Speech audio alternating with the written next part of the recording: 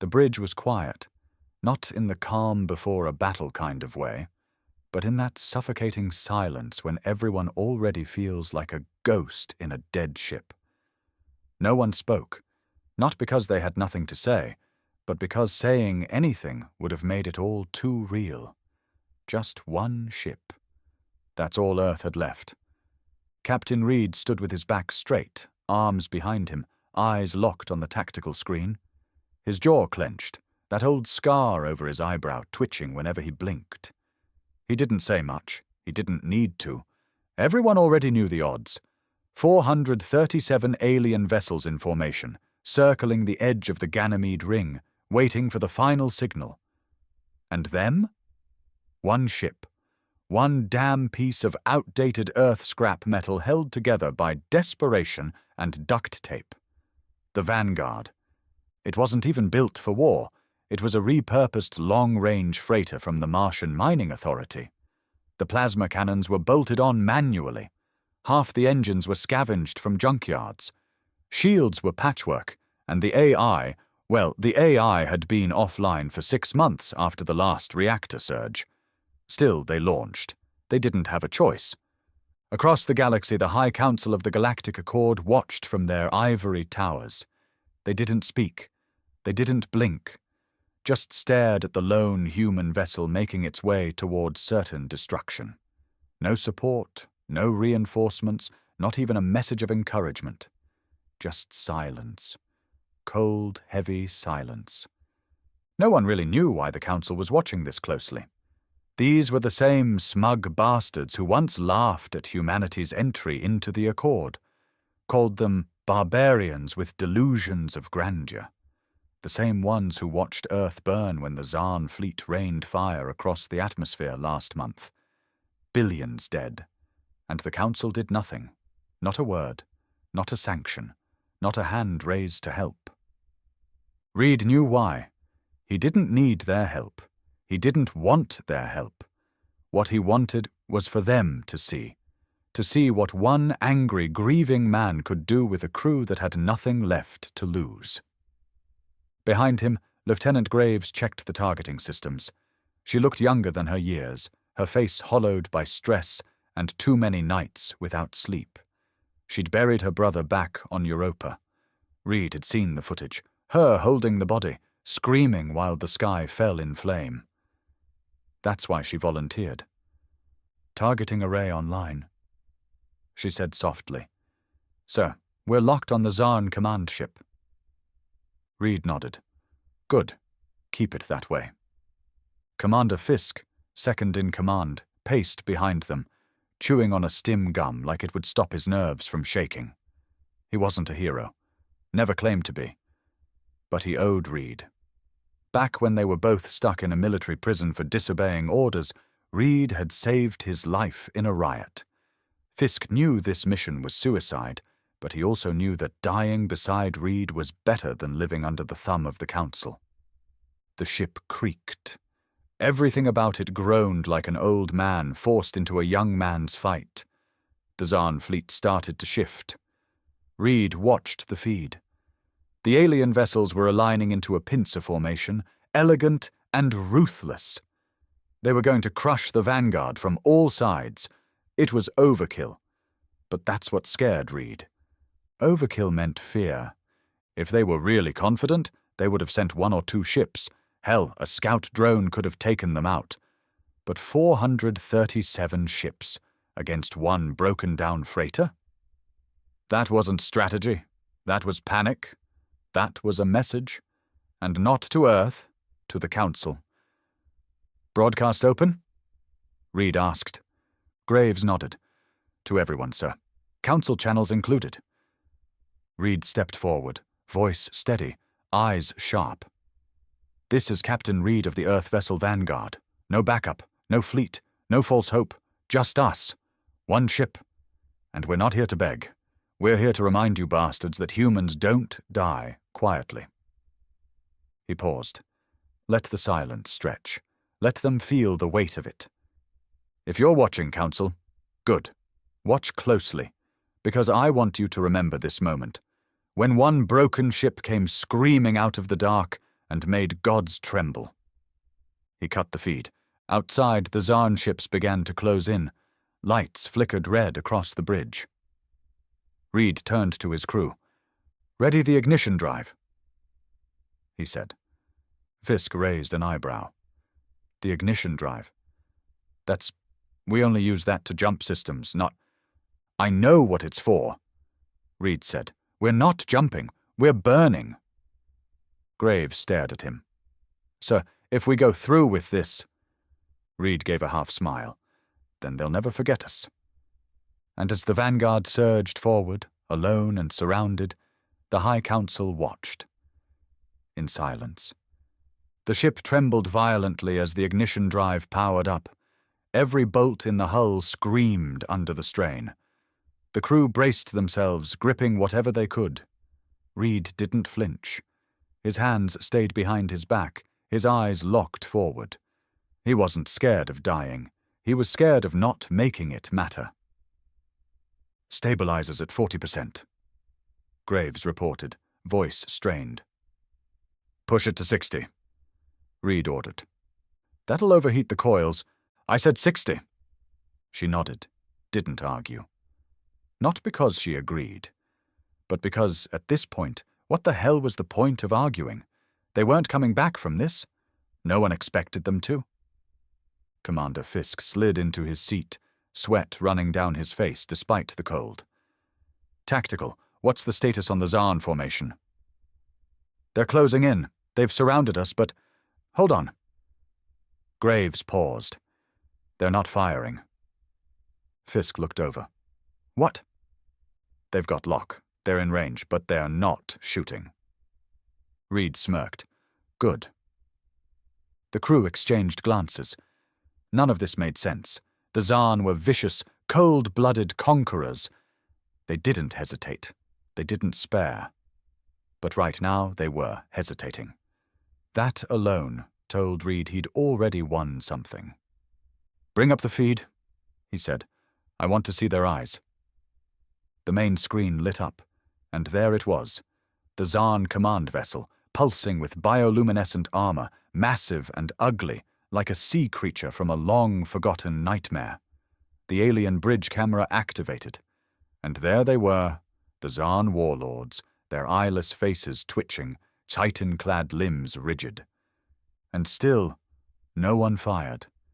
One of them stepped forward. A voice came through, low and garbled, run through the translator. "Human vessel, why do you advance?" Reed stepped closer, not blinking. "Because you're waiting for someone else to kill us, and I won't give you that satisfaction." The alien's mandibles clicked. "You are alone, insignificant. Why does your council permit this?" "They're not my council," Reed said flatly. "They're cowards." Fisk whispered, "Sir, you're going to get us all killed." Reed didn't answer. Instead, he leaned in, eyes burning. "You didn't come here to win. You came here to show the council something, and so did I." There was silence again. The Zarn stared, unmoving. Then, without warning, they cut the transmission. Fisk's console lit up. "Incoming message from the council. First time they've reached out since Earth was hit." Reed raised an eyebrow. "Put it through." The image changed. No one from the council showed their face. Just that symbol. 12 stars in a circle around a single black triangle. A synthetic voice came on, calm and cold. "Captain Reed, cease your current course. You are provoking escalation beyond the Accord's allowances." Reed scoffed. "Escalation. Earth is ash, and you call this escalation?" "There are political complexities." "Save it," Reed barked. "You sat back and let them butcher billions, and now you want silence? You're not here to stop a war. You're here because you're scared the rest of the galaxy will see what one human ship can do." The voice hesitated. "You must stand down. This is not a sanctioned conflict." Reed stared into the screen like he could burn holes through it. "I'm not here for your permission." He cut the feed again. The ship rocked as energy surged through the ignition drive, reaching its final stage. Warning sirens wailed. Everyone knew what was coming. Fisk turned to him, quiet for once. "What are we really doing here, Reed? Suicide with style?" Reed looked at him, and for the first time, his voice cracked just a little. "They killed my wife, Fisk. Gutted her in the streets during the Europa riots. You know what the council did? They sent a message of condolences. Condolences. While the Zaan danced in the ashes." Fisk didn't respond. Reed's voice dropped lower, hard as steel. "So number. This isn't about dying. This is about making damn sure they never forget what it costs to touch humanity, even when we've only got one ship left." The lights went red. "Drive at critical," Graves reported. Reed nodded. "Lock course. Head straight for the command vessel." She hesitated. "Captain, that'll—" "I know." Outside, the stars shifted as the Vanguard arced forward like a predator. The Zaan ships finally reacted. Energy beams lit the dark, but they were too late. The ignition drive roared, pulling space itself into a slingshot, and the Council watched in silence. The ship bucked like a wild animal caught in its final death throes. Alarms screamed, panels sparked, and gravity shifted in short, violent jerks. Still, no one abandoned their post. Not because they thought they'd survive, none of them did, but because this wasn't about survival anymore. This was about legacy, about vengeance, about making sure the galaxy never forgot the name Vanguard. "Drive at 93%, Graves shouted over the chaos. "Hull integrity falling, multiple breaches on decks 6 through 9. Reed didn't flinch. He stood at the center of the storm, a quiet shadow of fury and loss. He could almost see her face again. Eva. Her laugh, the way she used to run her fingers through his hair when he was too deep in his thoughts. He remembered the last transmission she sent from Europa before the Zaan tore it apart. It hadn't been a goodbye, just a simple, "Come home safe." He never did. "Target range in 5 minutes," Fisk reported, his voice shaking as his hands danced across the console. "Zaan ships are forming a barrier around their command vessel. Looks like a human shield formation." "Of course they are," Reed muttered. "Cowards." That formation meant one thing. They knew the Vanguard could hurt them. They'd seen enough to realize this wasn't just a suicide run. The ignition drive wasn't just a weapon, it was a statement. Reed had rerouted every core in the ship, converted every piece of machinery into one final charge. The resulting blast wouldn't just cripple the command vessel, it would rupture space-time, create a short-lived singularity that would collapse anything within a 100-kilometer radius. The Zaan weren't ready for that. The Council definitely wasn't. Graves turned, face pale. "Sir, if we detonate that close, we'll take out 3 moons and the orbital ring." Reed looked at her without blinking. "Good." She didn't speak after that, just nodded and returned to her station. Everyone on that bridge had lost someone. Everyone had a reason to be there. None of them asked for glory. They only asked for one clean shot. "Captain," Fisk said, voice suddenly tight. "Transmission incoming. Zaan again. Same commander as before." Reed gave a nod. "Let him speak." The alien's face reappeared, grotesque and twitching, its clicking language filtered through the translator. "You would destroy yourself, just to wound us?" Reed leaned forward, voice low. "Wound you. Number I came to show the universe you can be hurt." The Zaan flinched. Not from fear. Reed knew they didn't feel fear like humans did. But from confusion. The kind of confusion that came from something alien to them. Something like rage or grief. "You are nothing but one ship!" Reed's jaw tightened. "You're right." He stepped back, then turned to Graves. Broadcast to all channels, loop it galaxy-wide. She hesitated. Even Council territory? Especially Council territory. She tapped her console. Live in 5. The bridge screen changed to display Reed, standing tall with the chaos of the ship behind him. Sparks flew. The rumble of the overcharged drive shook the deck plates. He spoke clearly, every word deliberate. This is Captain Reed of the Vanguard. Earth is gone. Our cities reduced to shadows. Our people slaughtered. The Council watched it all, did nothing, and now they watch us. He paused, jaw clenched. They say we're just one ship, and they're right. We are. But remember this. When one ship, one crew, one spark of fury can make an empire bleed, then you've already lost. The message ended. The screen went black. The galaxy watched. Outside, the Zarn ships began to fire. Beams of plasma, torrents of kinetic slugs. They poured everything they had into the Vanguard. Shields collapsed, hulls ripped open. One by one, decks were torn apart. But the ship kept moving, engines glowing hotter than any human-made tech should have ever allowed. Final range in 30 seconds, Fisk said, voice raw. Evac systems offline. Graves added, no escape pods left functional. Not that it matters, Reed said. They all stood, eyes locked forward. No panic, no cries for help, just silent resolve. The Vanguard pierced through the final line of Zarn defenders like a spear through soft meat. The command vessel loomed ahead, larger than anything man had built, surrounded by a fleet too stunned to react fast enough. Now, Reed whispered. Graves slammed the final switch, and the ignition drive screamed. There was no explosion, at least not in the way anyone expected. There was no blinding flash, no cinematic fireball, no triumphant boom that echoed through space. There was only light, then silence, then nothing. The ignition drive tore a hole through reality itself. Space folded inward, collapsing on the Vanguard and everything within reach.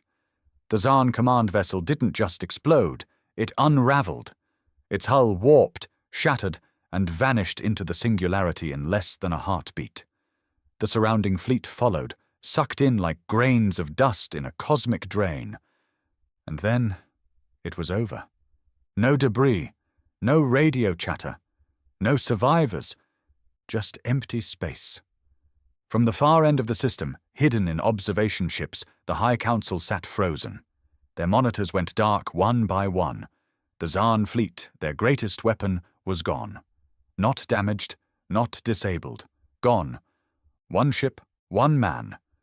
The room was heavy with silence, the kind that suffocated even the most arrogant of diplomats. The silence of fear. For decades, the Council had played puppeteer, balancing alien power structures, exploiting the weaker species, letting monsters like the Zarn do the dirty work in exchange for order. Humanity had been a mistake they tolerated, an angry dog they kept on a leash. Until now. Chancellor Verdun finally spoke, her voice low and brittle. What have we allowed? No one answered. Across 1,000 systems, news feeds replayed the message Reed broadcast. Again and again, his voice echoed through colonies and star stations. People watched in disbelief, some cheering, others stunned to tears. When one ship, one crew, one spark of fury can make an empire bleed, then you've already lost. It spread like wildfire. Soldiers in other human outposts who had once laid down their weapons picked them back up. Refugees whispered his name like a prayer. Even non-human species, those who had lived in the Council's shadow, began to speak up, because now they had proof. Proof that defiance didn't need numbers. It only needed will. But on Earth, or what was left of it, the message hit differently. Deep beneath the ruins of what used to be Geneva HQ, a hidden bunker still clung to life. Inside, A man named Colonel Trent stared at the transmission, fists clenched, throat tight. He had served with Reed, knew him better than most. He remembered the day Eva died. He remembered how Reed changed after that. Quiet, cold, focused, not mad, just finished with begging. Trent turned to his aide. "We have survivors across Europa, Mars, Callisto, all still waiting for orders." The aide nodded. "What should we tell them, sir?" Trent hesitated only a moment. "Tell them the war's not over. Tell them we just took back the sky." Far across the galaxy, in the Zarn home system, the remaining warlords panicked. Their network was in disarray. The loss of their flagship and half their command fleet left them vulnerable. Vulnerable to species they had once dominated. Vulnerable to uprisings they thought they'd crushed. And most of all, vulnerable to humans. Because if one ship could do this, what could 1,000 do? What if the Council's silence wasn't just shame? What if it was fear? Back in deep space, drifting quietly through the dark, a probe picked up a single signal. Faint, almost missed. It wasn't from the Vanguard. That ship was gone. But the signal carried one phrase, looping endlessly. "We are not done." The Council scrambled to trace it. Some argued it was a fake. Others thought it was a fail-safe message Reed had programmed. But the truth was simpler. The crew of the Vanguard had died. That wasn't in question. But they had died loud. And that kind of noise echoes forever. The probe signal repeated endlessly, a ghost's whisper echoing across the stars. "We are not done." That phrase burrowed into the minds of every species tuned into the galactic feeds. But it wasn't just words anymore. It was a threat, a declaration, a warning that the myth of humanity's fragility had just been shattered. Some dismissed it. Others panicked. And then the Council did something it hadn't done in over 200 years. It held an emergency closed session. No press, no transcripts, just fear behind sealed doors. Inside the obsidian chamber on Elysian Prime, the 12 most powerful beings in the galaxy sat around a circular table, and for the first time in decades, they weren't in control. Chancellor Verdun leaned forward, eyes bloodshot. "The Zarn are demanding reparations. Half their command structure is gone. Their homeworld's orbit is exposed. They're threatening to pull out of the Accord." An older male, one of the longer-serving delegates, spat. "Let them. They were always a problem." "No," Verdun snapped. "They're not afraid of the Accord collapsing. They're afraid of Earth, of what comes next." Another delegate spoke up, voice shaky. "It was one ship. They can't possibly think Earth has more of those." Verdun stared him down. "You're not hearing the message. They don't think Earth has more. They think Earth doesn't need more." The room fell silent again. From the shadows, a figure stepped forward.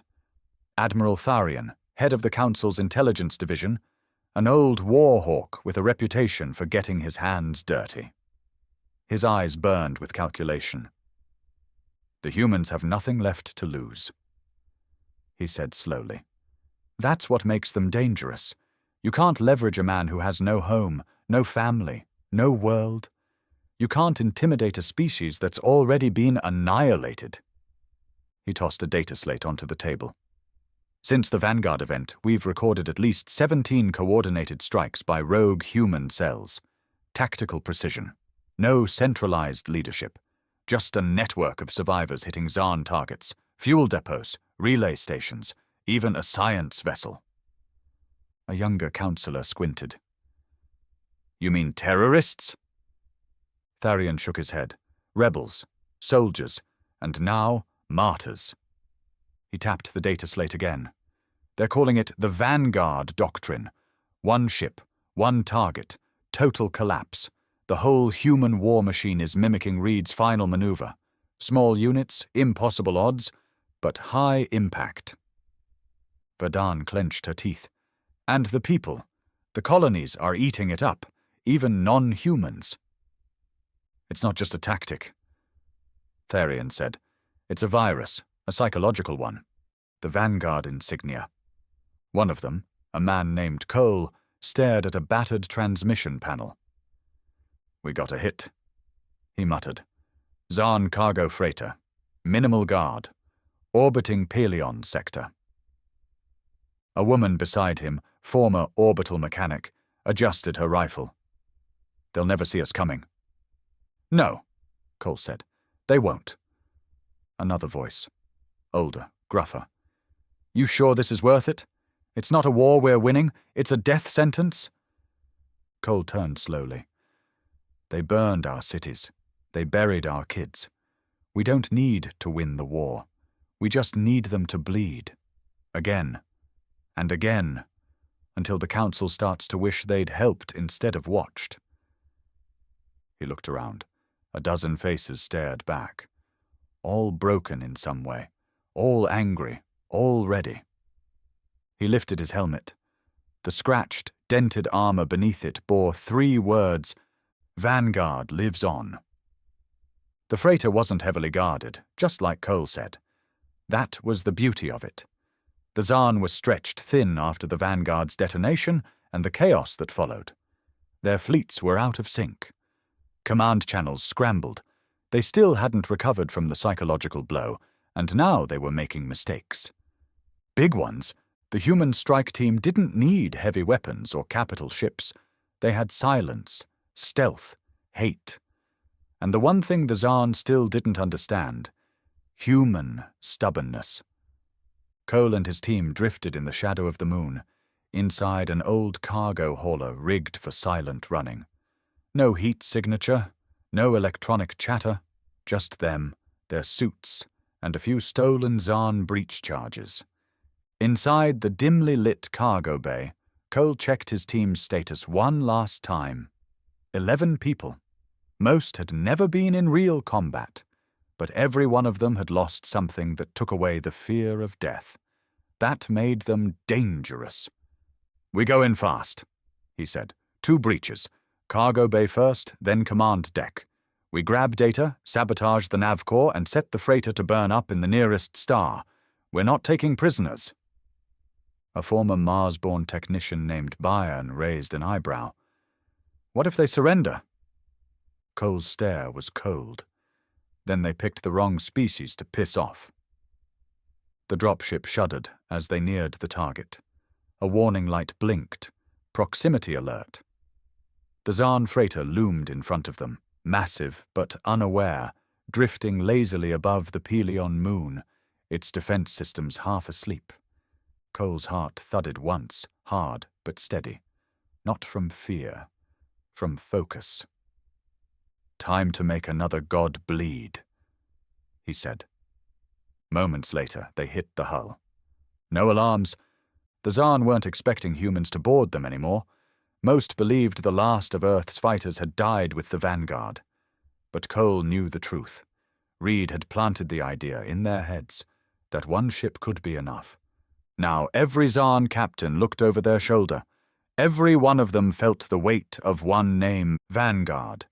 Breach charges went off with a muffled thump.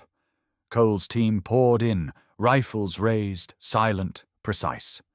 The first wave of resistance was laughable.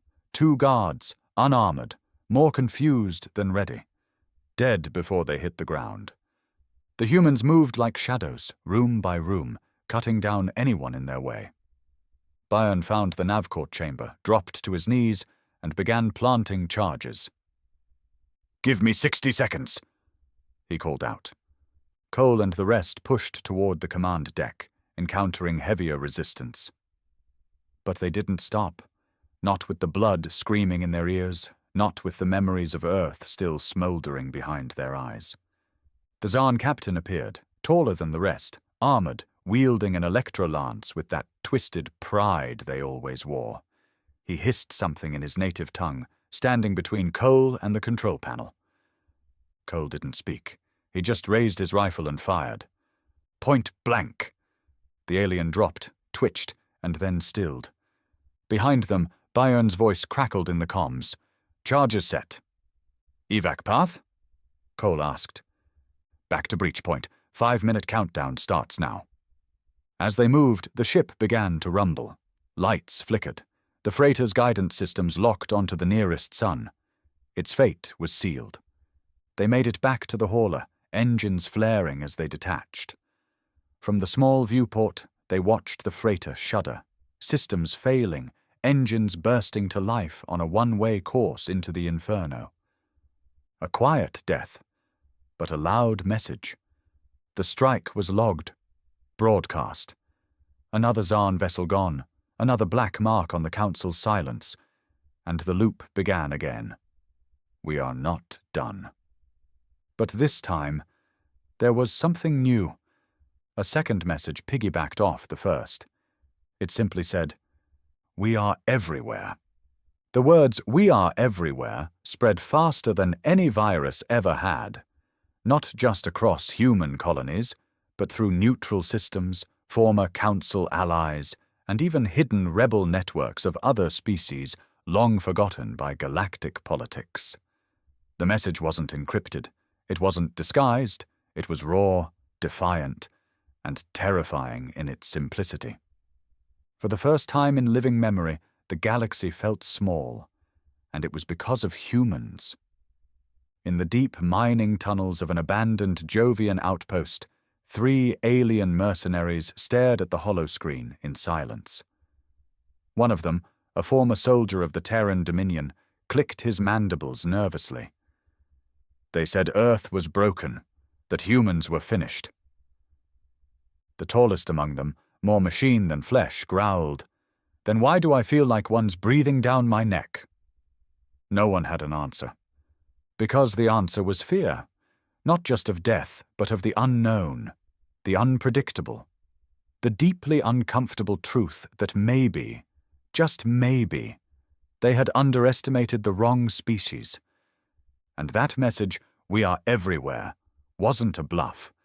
Across Saturn's orbital ring, a stolen Zarn freighter docked at an old civilian station once thought abandoned, but the inside was alive. Lights rigged from scavenged solar panels, corridors reinforced, hidden compartments loaded with stolen Zarn weapons. Captain Juno Malik, not to be confused with the name banned in these records, stood at a makeshift terminal, watching a slow stream of confirmed hits. Over a dozen minor targets in the last 2 weeks alone. Fuel lines, drone factories, a command post disguised as a transport hub. No central leadership, no hierarchy.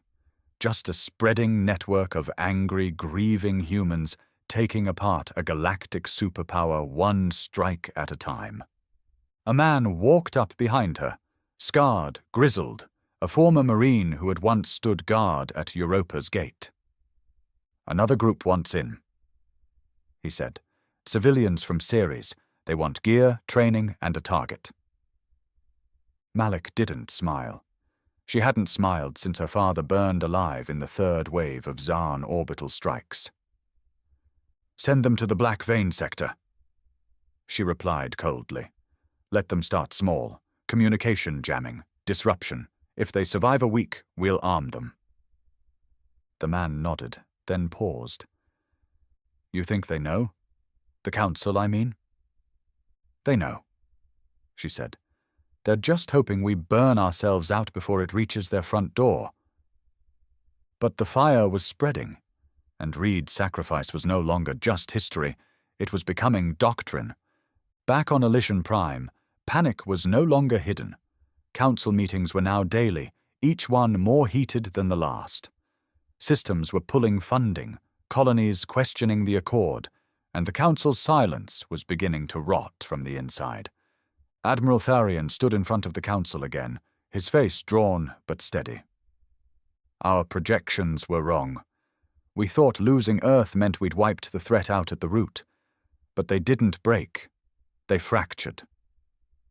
Chancellor Verdun's voice cracked from lack of sleep. "You're saying we made it worse?" Tharian nodded. "Much worse.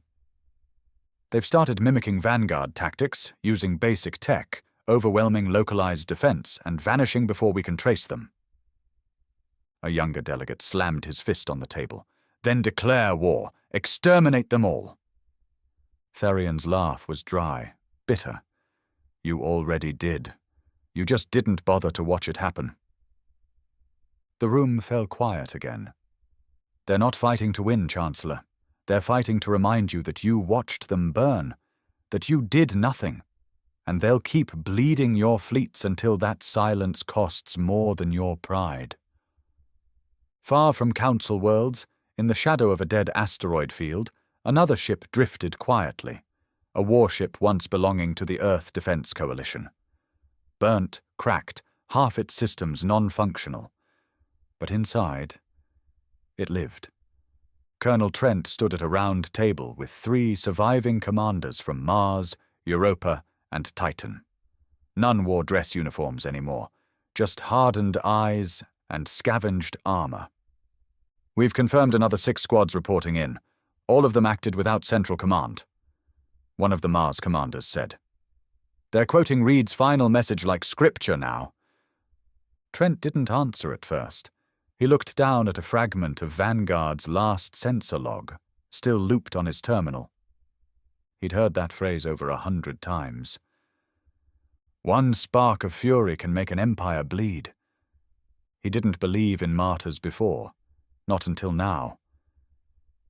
They're not quoting Reed, Trent said quietly. They're becoming him.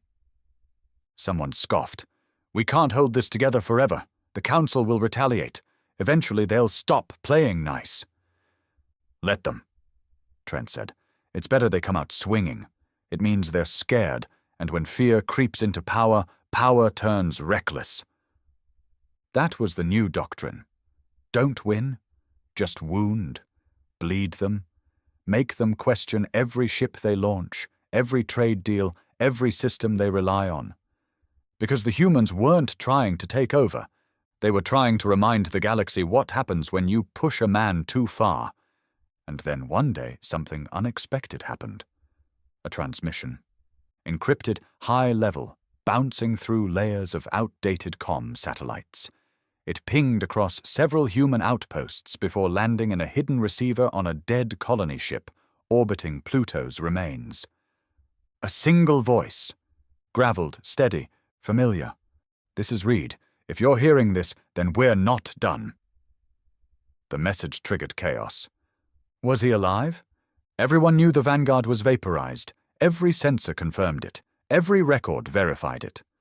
But the voice was real. The encryption, unique to Reed's old command signature. It hadn't been faked. Some said he must have transmitted the message before the blast. Others swore he had survived, that he'd been hiding, waiting. It didn't matter. The message was like pouring gasoline on a wildfire. Entire battalions of dormant human cells reactivated. Independent captains renamed their ships Vanguard 2, 3, 4. In some colonies, children were renamed Reed. The message ended with 5 words, "Make it cost them everything." And the war changed. It wasn't just about pain anymore. It was about debt. A debt the Council now owed to every burned child, every broken family, every ruined city.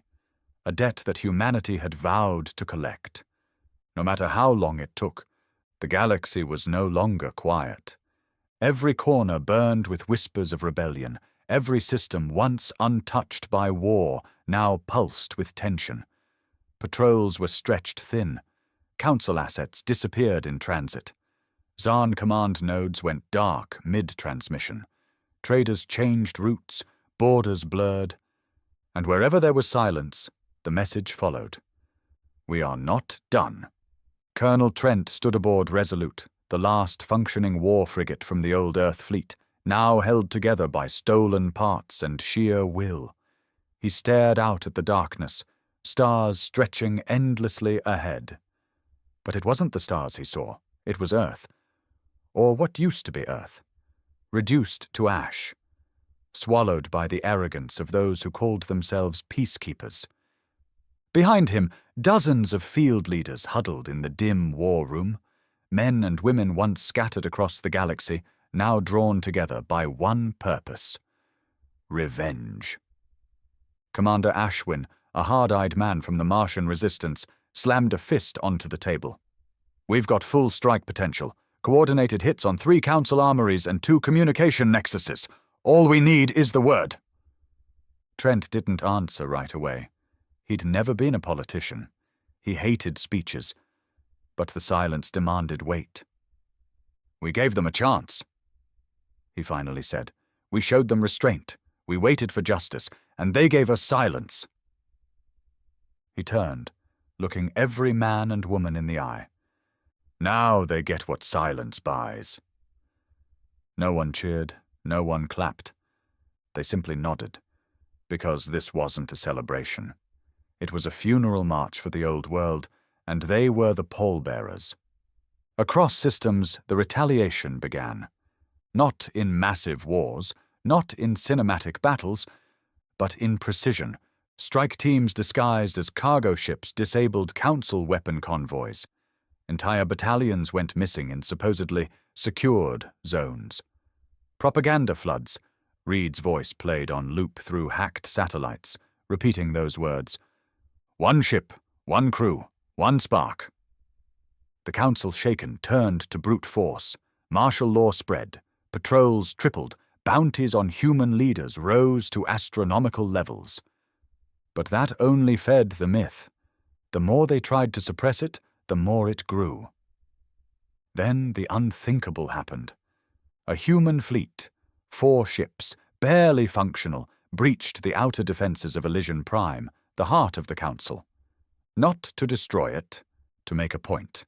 They launched no nukes. They didn't fire once. They broadcast a video, across every channel, across every frequency.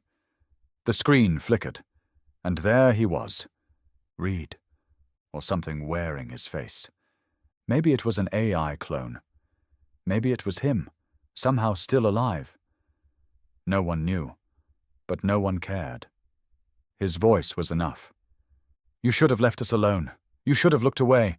Instead, you watched us burn." The image zoomed out. Behind him was a field of stars, and behind that, what appeared to be an array of satellites forming a message written in space itself, illuminated by solar reflectors. "We remember." The message cut. The Council lost all contact with its outer colonies for 12 hours. Not because of weapons, because the humans jammed their entire communication grid. 12 hours of darkness. It was a show of control, a reminder that power wasn't about fleets anymore. It was about who controlled the narrative. And humans now owned the story. Inside the war chambers, Verdun screamed at her generals. "I want Reed found! I want his grave dug up if I have to! End this madness!" But Tharion just stared at the screen. "Too late," he said quietly. "Reed's not a man anymore." Verdun snapped. "Then what the hell is he?" Tharion looked her dead in the eyes. "A ghost with a knife." Back on Resolute, Trent received the message. He didn't know if it was truly Reed. But it didn't matter. The voice carried the truth, and the truth had already done the damage. He turned to his crew. "We have one last move." The plan was insane. Bold, pure vanguard logic. Strike the Council's nerve center, not to destroy it, but to humiliate it. They launched in silence. 4 ships, just like before. Every man and woman aboard had written their wills in blood. This wasn't a victory operation. It was a scar. As they entered Elysian's orbit, alarms blared. The Council scrambled fighters. Drones filled the skies. Artillery opened fire. But the ships didn't attack. They dropped pods, hundreds of them, not bombs, packages. Inside each was a recorded testimony, stories from survivors, mothers who held dying children, soldiers who had nothing left but hate, civilians crushed beneath rubble while the Council watched in comfort. The pods landed without resistance, scattered across plazas, government chambers, even councillor homes. And then the message played, "This is what silence cost you." The Council tried to jam the signal. They couldn't. Every broadcast station had been hacked. Across the galaxy, people watched, saw the truth, saw the lie unravel. The Council lost credibility overnight. Then came the defectors. Entire colonies declared independence. Former Council soldiers laid down their weapons and crossed over to the human side. Even Zarn commanders began sending feelers, out of fear, desperation, or maybe admiration. They realized it wasn't just about Earth anymore, it was about dignity. And one species had reignited it for the whole damn galaxy. On the edge of Council space, Colonel Trent stood on the bridge of Resolute one final time. The ship was surrounded, crippled, and about to be boarded. He didn't fight it. He sent one last message, simple and calm. To those who remember, we were never the enemy. We were the lesson. And as the boarding teams approached, they found the ship empty. The crew gone. Escape pods launched hours ago. But the command terminal blinked with one final statement. This is how a spark becomes a fire. And just like that, one ship changed everything. From ashes, humanity didn't rebuild a home. They built a legacy. One that would echo in every corner of the stars for generations to come.